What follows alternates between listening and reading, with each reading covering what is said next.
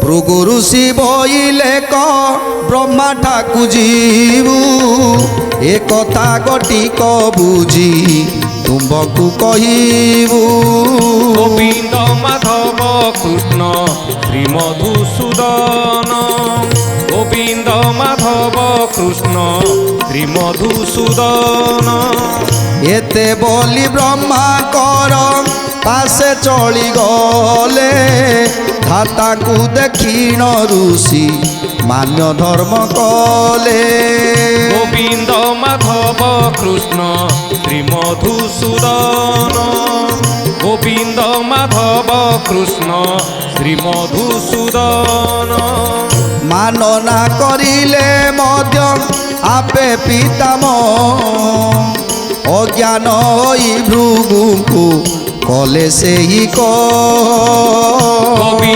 माधव कृष्ण श्री मधुसूदन गोविंद माधव कृष्ण श्री मधुसूदन।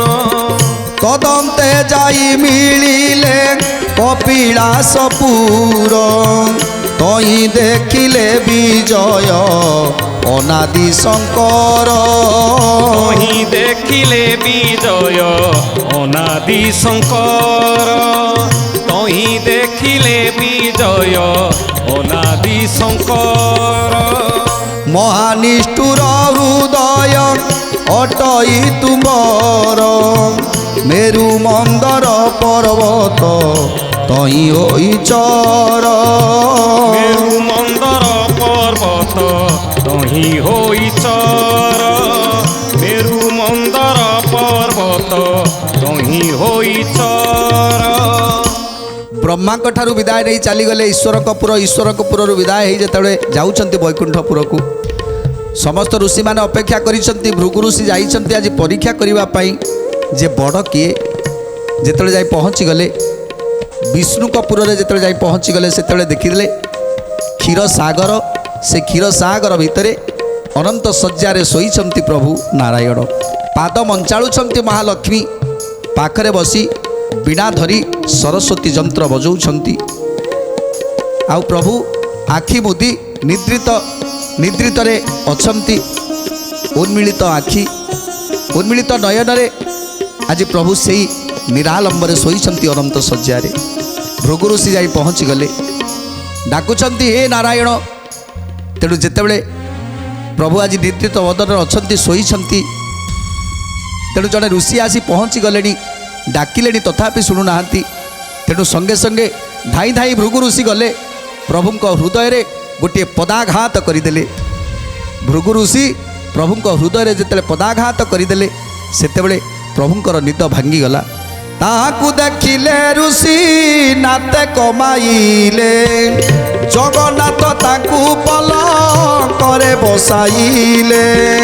जगन्नाथ ताकू पलंकरे बसाइले जगन्नाथ ताकू पलंकरे बसाइले।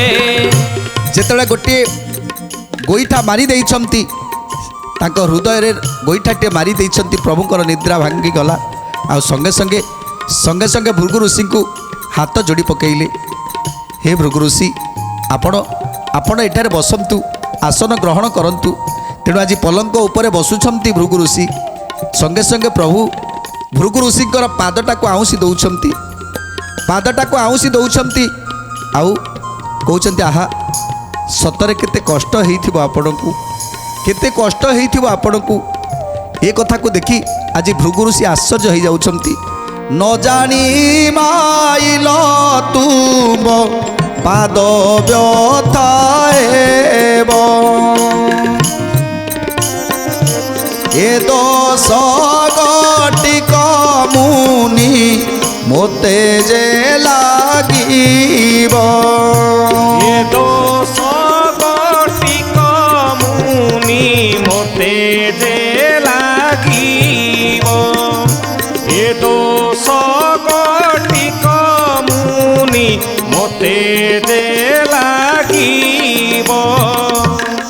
तेणु आज पादटा को आउंसी दौछंती आउ कहउछंती हे मुनिवर सतरे आपणकर पाद को केते कष्ट हेइथिबो कारण एटा तो गोटे हृदय नुह এইଟା ଗୋଟିଏ ଯେମିତି ମନ୍ଦର ପର୍ବତ, ଏ ହୃଦୟଟା ଏତେ ଟାଣ, ଆପଣଙ୍କର ସେ କୋମଳ ପାଦ ବାଜି ନିଶ୍ଚିତ ଆପଣଙ୍କୁ କଷ୍ଟ ହେଇଥିବ। ସେଥିପାଇଁ ମୁଁ ଆପଣଙ୍କୁ କ୍ଷମା ପ୍ରାର୍ଥନା କରୁଛି। ହାତ ଯୋଡ଼ିଦେଲେ ଆଜି ପ୍ରଭୁ ଆହୁରି କହୁଛନ୍ତି, ହେ ବୃଷିବର, ଆପଣ ମୋ ପ୍ରତି ଏତେ କୃପା କରିଛନ୍ତି, ଆପଣଙ୍କର ପଦରେ ଯେଉଁ ଧୂଳି ଲାଗିଥିଲା, ଯେଉଁ ପଦରଜ, ସେ ପଦରଜ ଲାଗି ଆଜି ମୋ ଦେହଟା ଶୀତଳ ହେଇଯାଇଛି। ଜଣେ ମୁନି ଋଷିମାନେ ତାଙ୍କର ପଦରଜ ମକରନ୍ଦ ଟିକେ ପାଇବା ପାଇଁ ଏ ସମସ୍ତେ ଜୀବଜଗତ ଚାହିଁ ରହିଥାନ୍ତି। ତେଣୁ ଆଜି ମୋତେ ସେ ପଦରଜଟା ମିଳିଗଲା, ତେଣୁ ସେ ପାଇଁ ମୁଁ ଆଜି ବହୁତ ଖୁସି।